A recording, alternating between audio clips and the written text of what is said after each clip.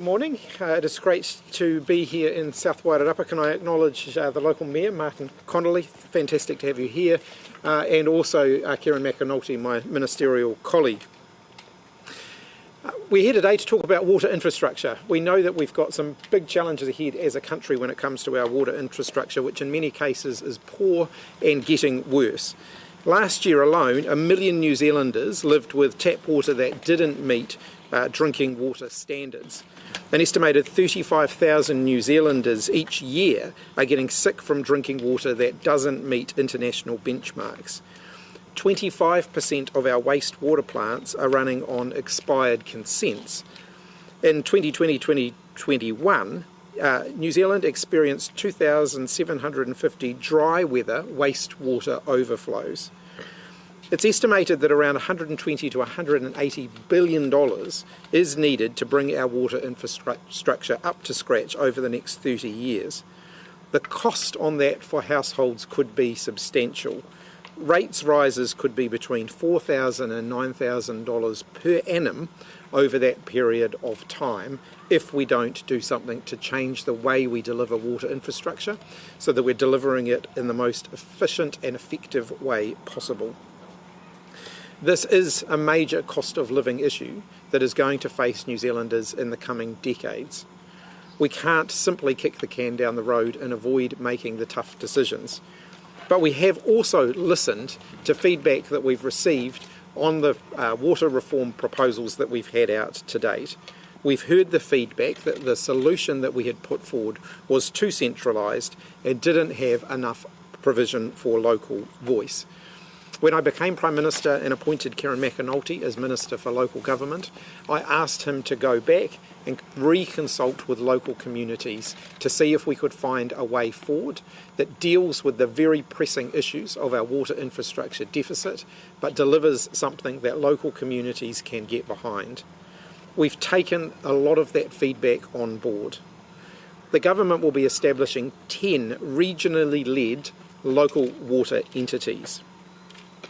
We believe that this strikes the right balance between ensuring cost savings in the delivery of water infrastructure, while also ensuring that those water entities are strongly grounded in their local communities.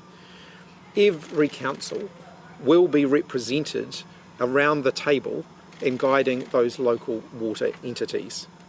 Households will still see significant savings of between $2,700 to $5,400 per year over the relevant period.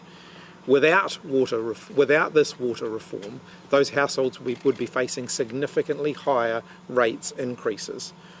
Those who are arguing against affordable water reforms are effectively arguing for higher rates and a higher cost of living for New Zealanders. I'll now hand over to Kieran McAnulty, who's going to give you some more details on the proposals, and then we'll open up for questions. Thank you. G'day everyone. So here's the guts of it. Up to $180 billion local councils need to find, and they can't do it by themselves because councils are individually either at their debt cap, or if they're not, their communities can't afford to pay any higher rates. That's causing the problem.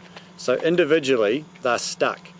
If they try to work together through a CCO, like Wellington Water, there's a limit to that because the debt that councils hold on their balance sheet still stays there. And if they try and do shared services, it doesn't allow councils to borrow the money they need to be able to fund this. The water infrastructure will be funded through borrowing. It's about how we make that borrowing affordable. So we explored all the alternatives put forward through Communities for Local Democracy or even the National Party, and it didn't stack up. The only way to make this work financially for ratepayers and local communities is to have a separate entity that's still owned by the council but is run independently by an independent governing body. That's the only way that credit agencies will allow them to borrow at the extent that they need it. So that's the rationale behind the changes. As Associate Minister, I toured every rural and regional council in the country, all 55, and some of them said that they'd never had a government minister visit them ever. I listened to what they had to say. Every single one of them said that reform was required, that they can't do it by themselves, but every single one of them said that they wanted their local voice to be included. So we wanted to look at how we can make it as regionally done as possible. If we went 16 entities, we wouldn't have got the scale required to allow for the borrowing that is needed. It would have left communities like the unitary authorities, Tairāwhiti and those at the top of the south, Northland, West Coast, totally isolated, set up for disaster, and I couldn't in good conscience propose that to Cabinet. So that's why we settled on 10. So Auckland and Northland go together. Tairāwhiti and Hawke's Bay go together. The top of the south form one entity across the 3 unitary authorities there. The West Coast, who said themselves they can't do it by themselves, they go in with Canterbury, and Otago and Southland go together. I briefed the mayors this morning, and I have to say that the feedback has been positive. I can almost guarantee, well, I can guarantee that there'll be more mayors that support this proposal than supported the last one, because they recognise that with a seat at the table guaranteed for every mayor in the country, they'll be able to ensure that the priorities of their local communities are heard, but they'll be able to achieve the scale that's needed to the investment that they have to do. So. Why have you retained the 50-50 co-governance on the regional representative groups? So let's be clear about this. It's not co-governance and it wasn't co-governance. These entities will be governed by a skills-based board appointed for their knowledge and expertise around water and other issues. There will be regional advisory groups that will include representation from mana whenua and of course representation from every local council, as we've just indicated. There will be an opportunity for people to have a say within local communities, including mana whenua, in how their water is delivered and their priorities for water. The advisory groups are only one form of that. There's also an ability, for example, for the Te Mana o Te Wai statements, and we've introduced an equivalent for other significant interested parties in water use to also have a say in that. But it is a 50-50 split on those groups, right? On the representative groups, that's correct. How much more palatable do you think these changes are going to make Three Waters? I think the feedback we heard really clearly was that local communities want to have a say in how their water entities are operating, and this gives them a much greater say. It still delivers efficiencies. It still means that their rates bills will be lower. The alternative is a significantly higher rates bill for New Zealanders. Do you lose some of that economy of scale, though, that you had with the 4 groups now that you've gone out to 10? Is it going to make it tougher? The modelling would suggest that the fewer groups you have, the greater the efficiency you get, but this is still going to be significantly more efficient than what we're doing now.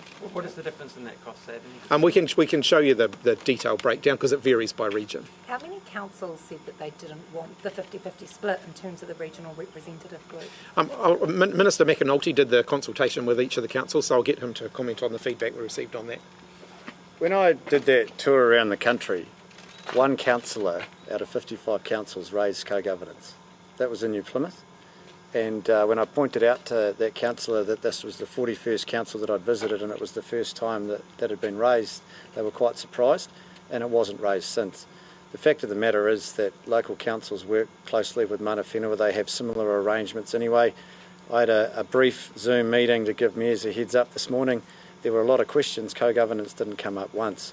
But what they're looking at, I think, is that we've addressed their desire to have a local voice, but to the question previously, they can see that even with more entities, there's still significant savings. For some councils, under what we propose today, the ratepayers are facing a 90% cost reduction than what they would face if we didn't reform. And that's significant. Just up the road, the Tararua district, for context, 4th largest roading network in the country, they are facing bills of $16,000 per ratepayer in 30 years. They're facing a bill of $600 million and they've got 12,000 people. They can't do it. Just on the co-governance point though, and I take your point, there have been plenty of mayors who have said that co-governance, the mana whenua in terms of 50-50 that already exists within councils, boards, groups. You heard that from mayors on Morning Report this morning. Why has this become such a sticking point if you've already got councils and council bodies who already operate in this manner? Why has it become such an issue? I think for some there is a misunderstanding as to what the intent of this. I'm not sure everybody recognises that Māori have a special interest in water that's been established through the courts, and I'm also sure that some political opponents have tried to leverage this for their political gain. They'd rather talk about co-governance than talk about the fact that their proposal doesn't stack up financially. That's quite convenient for them. But here locally, in Wairarapa, I've had a lot of conversations with people that just want to know what it is that we're proposing. Once we explain that the group actually isn't governance group, the governance is going to be independent, it's going to be based on competency, but local Māori will have a place on the body that chooses that governance group, they're a hell of a lot more comfortable than what it was they heard alternatively. Just lastly on that, did you give any consideration to the RMA model that's proposed in terms of representation but not 50-50? Well, that proposal is still just a proposal. It hasn't been locked in yet. It's still going through that parliamentary process. We did look at what might be an alternative, but at the end of the day, I was comfortable with what is being proposed because it's a regional representative group. It may have been a different outcome if this was actually the governing board, but it's not. For me, the focus has been on reducing rates, and I think with what we've produced today, we're going to be able to achieve that. What do you say? Communities for Local Democracy says, once again, the government thinks it knows better, serving up a reheaded version of the same unpalatable, unpopular plan. What do you say to that? I say they should go and count how many councils they actually have behind that position. I've been speaking to mayors that are members of Communities for Local Democracy that are in favour of today's proposal. I know the chairs aren't, but I don't think they represent 31 councils anymore. Repeatedly, the finance sector has said that even 4 entities might have been too many to build up big packages of finance you're going to need. Have you run this past the rating agencies and past investors? And how do you think you're going to get little bodies to get millions of dollars on the international markets? We wouldn't have proposed this today if we hadn't received advice that it was going to stack up and achieve the balance sheet separation. And if anything, we received advice to say that by having mana whenua on that regional representative group, therefore diluting the absolute influence of local government, helps achieve balance sheet separation. But yes, we are confident. We will still achieve it. We will still achieve benefits of scale, even though there are more entities now. The top of the south, for example, is going to see a 50% saving average across the region compared to what we would with the status quo. And let's not make a mistake. Any proposal that says the solution to this is a voluntary CCO model is the status quo, because that can already happen and it hasn't worked. So when we compare the cost savings under this model to the status quo, we're actually comparing it to the National Party's policy. But I also accept that some regions may want to amalgamate with other entities. So what we're proposing today is if one regional representative group gets 75% support for a merger and that's matched with the other one, then it just happens. We don't want to get in the way with that. We just want to set a nice, straightforward process. If they don't want to merge, they don't have to. But I suspect they'll start to recognise the benefits of scale and they'll have those conversations, but it has to be regionally led. You're putting the whole emphasis today on savings to ratepayers. Yeah. Why wasn't that the argument that the government used when it introduced the Three Waters proposals in the first place? Well, rates has always been a factor and cost savings has always been a factor, but I'm not sure that message got through. I think it's definitely getting through now. It's certainly been all I've ever spoken about in trying to push for reform in this area when I was named Associate Minister, and since I've become the Minister and since I've been talking to councils. The case for reform is clear. The country can't afford it. The councils say they don't want to do it by themselves. There was a mix of views around the 4-entity model, but from the feedback I've received, we're going to see a hell of a lot more councils come out in favour of this proposal than the first one. Can you just explain the local ownership model in a little bit more detail? How much of a stake do the councils have in these entities? So, at its most basic form, if the councils maintain direct control, they couldn't get balance sheet separation. We need to get it off their books. There's been a lot of talk, and I think a little bit mischievously, around asset theft. It's only half the tale. The assets have been paid by debt, and councils are struggling to service that debt, and any future expenditure is probably going to be funded by debt, and councils are hamstrung. With what we're proposing today, by still having councils on the regional representative group and still having a technical shareholding over it, but having it independently run at an operational level, the entities will take the debt off the council's books. I had mayors on the call this morning saying we're at our borrowing cap. We literally can't afford to do anything. We need to get this debt off our books. We didn't like 4 entities. We're comfortable with 10. Just get on with it. Why have you pushed out the deadline? Well, because it will require a bit of change at a local government level, and we've got to be conscious that there is a fair bit of reform underway, RMA being one. Through COVID, it was a massive strain on the local government sector, and so too has any reform that is involved with them. We've got emergency management coming through. There's other reforms as well. That was as a result of a request from the sector. They want that certainty to say that they've got enough time to make the transition into an entity, but that's just the last resort. we're not going to stop any entity that's ready to go.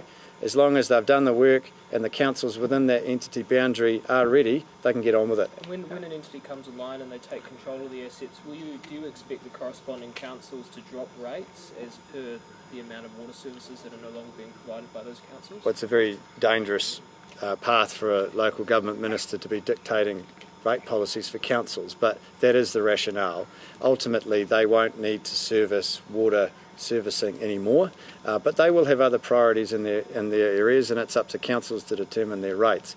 But what is clear is that the cost of servicing the debt associated to water services and the cost of future investment won't be borne by councils and won't sit on their How do you- can you say that households are going to save the amount of money that you're going to save if you can't guarantee that councils are going to drop their rates by that much? Quite simply because the projected costs are such that if we don't reform, ratepayers will be facing bills of up to $20,000 a year just for water, depending on where you are, of course. Here, the figures in South Wairarapa are not pretty reading. If by virtue of having it in an entity and borrowing at a point where it is actually affordable, the cost to individual ratepayers for their water is significantly lower. And when we're looking at figures, and keep in mind these projections are made by council's own numbers, they've been peer reviewed twice, they are sound numbers, and as Minister I'm looking at figures that say ratepayers, particularly in rural and provincial areas, are facing cost savings individually of up to 90% if we reform. That's pretty bloody compelling. How many councils do you know for a fact do not support the new proposal?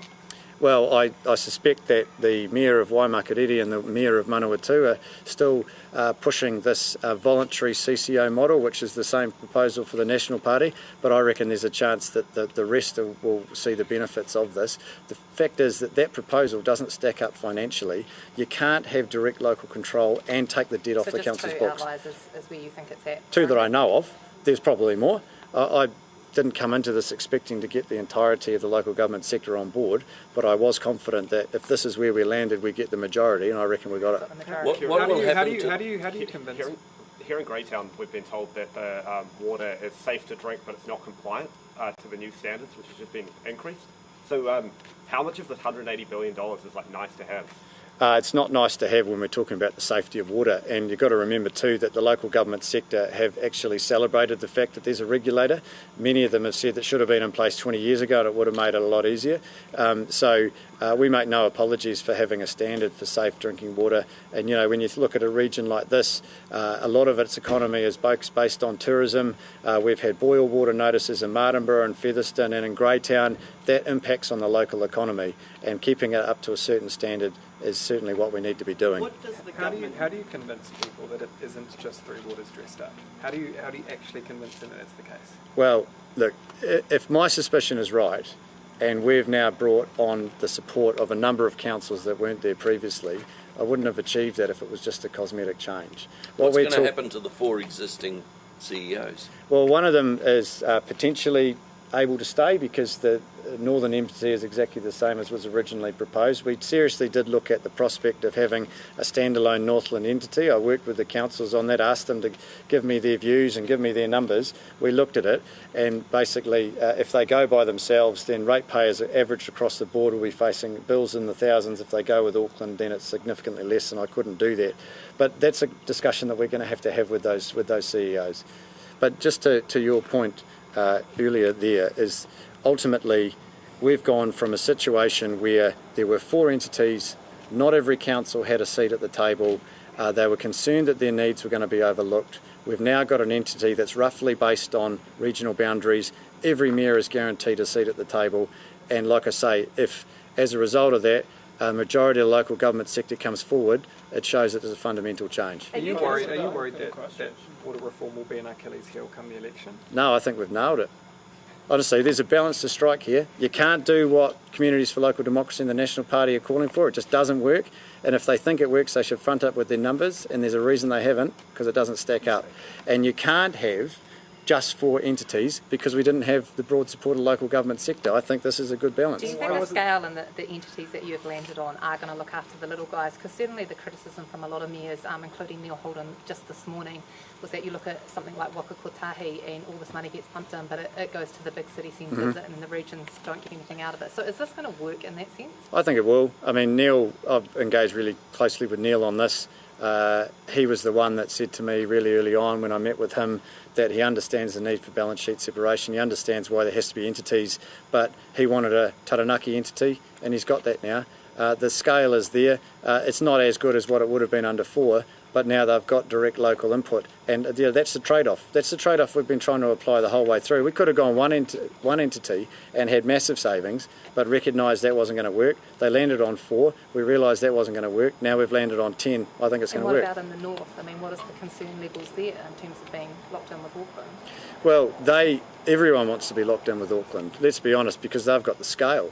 I was talking to, I'm not going to name them, but a mayor in a region that's nowhere near Auckland. I said, who would you like to go with? And they said Auckland, because it means that we're going to get the cost savings. So they're not concerned about being the smaller voice, I guess, on that group, that representative group? Well, no, because Auckland in this particular case, Auckland's going to get 3 reps on the RRG and Northland's going to get 3 reps, 1 from each council. You couldn't have a situation where Northland got 3 and Auckland got 1, so we've gone half and half.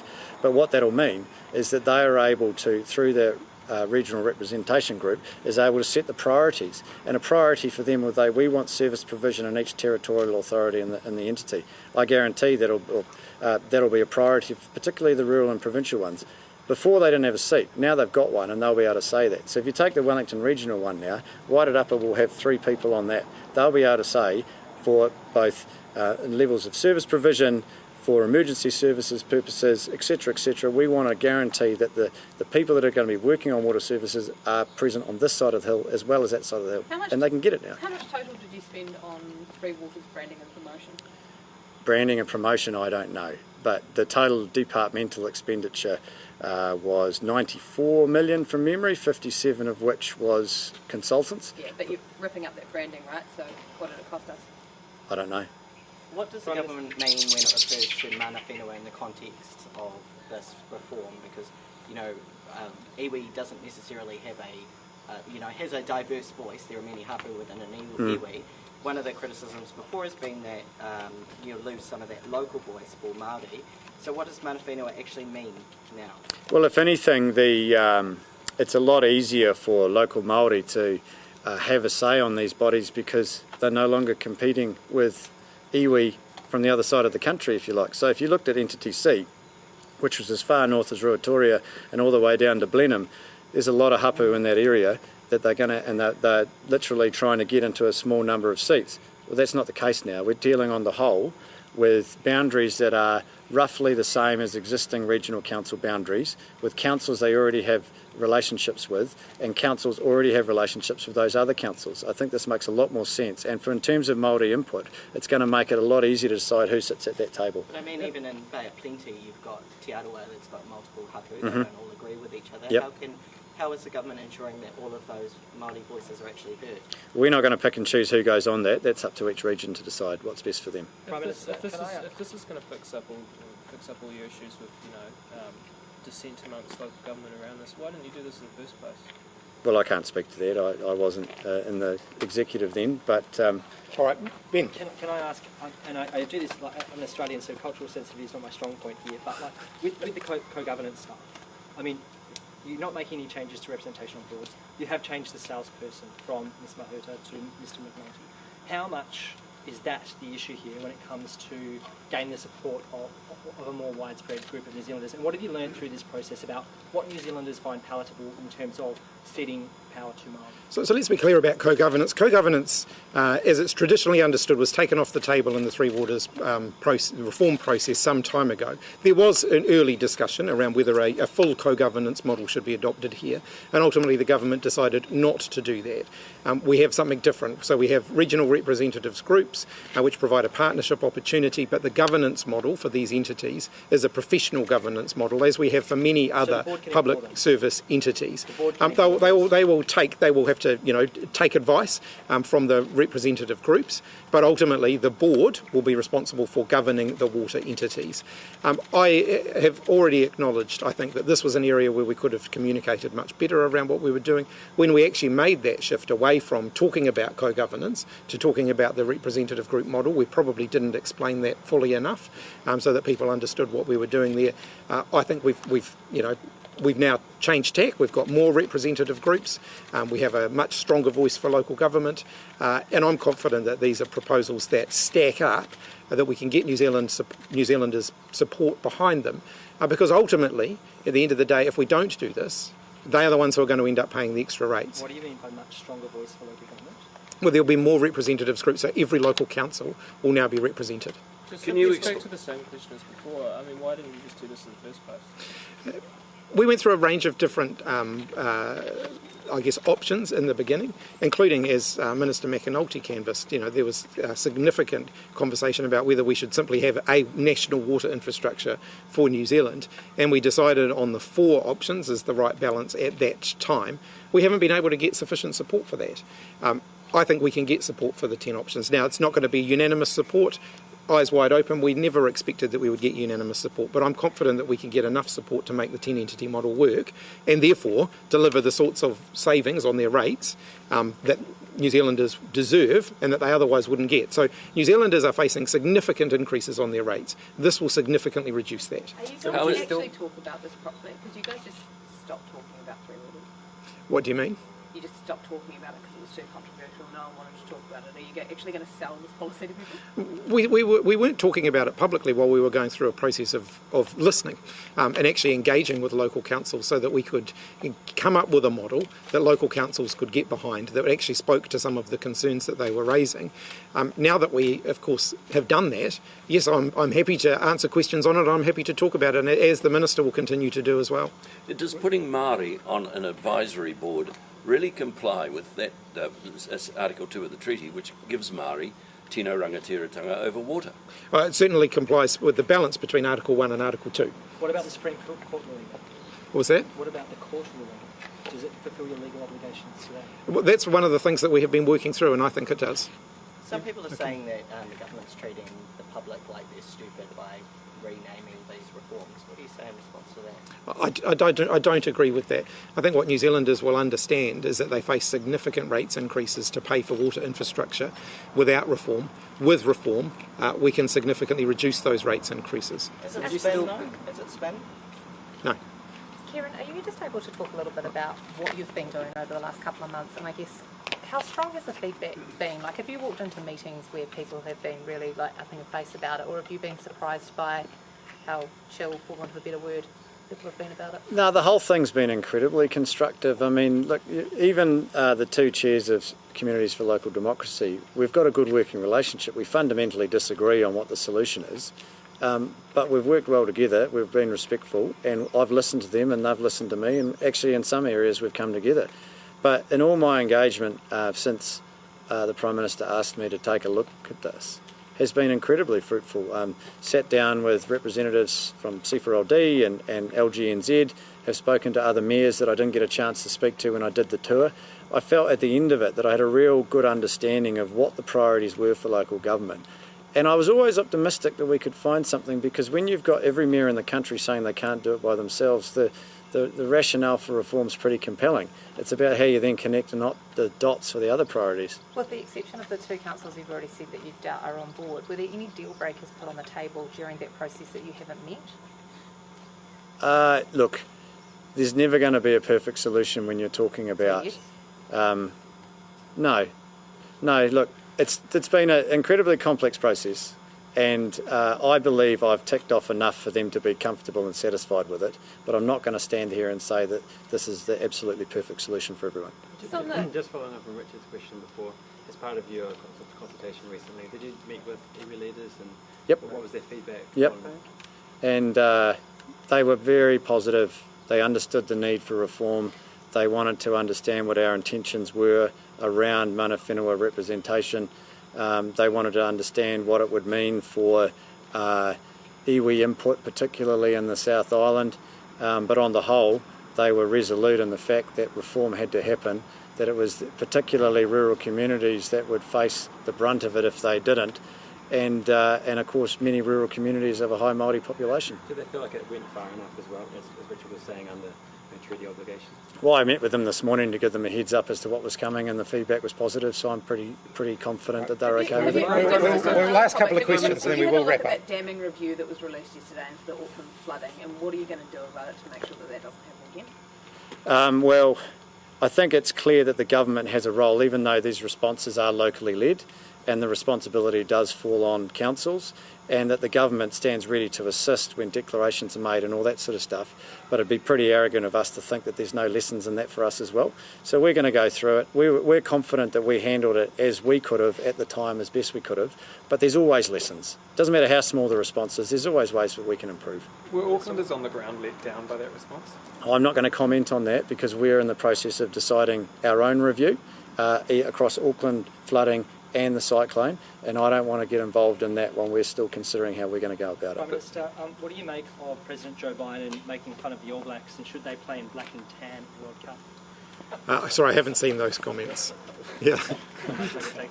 Prime Minister, just lastly, this has been what you're describing as a significant change to Three Waters reform, or water reform as a whole. Is this it? Is this the model that you're committed to and categorically committed to when it comes to water infrastructure reform? Yes, absolutely. I'm confident that we will go. This is the model that we will be taking to the election campaign. So we will put it in place. We will take it to the election campaign. Those who are arguing for something different need to be upfront and honest with New Zealanders about how much extra they're going to be charging them on their rates in order to pay for that. And just for the record, what's the new name? What's that? What's the new name? Affordable water reform. Thanks, everybody. To endure another select committee on this. What's that? I'm sure that Martin is here, so if the media would like to interview him, then I'm sure he's available. So, yeah, very good. Thanks, Martin. Thank you. Good to see you. Thanks for having us, Martin. Good on you, mate.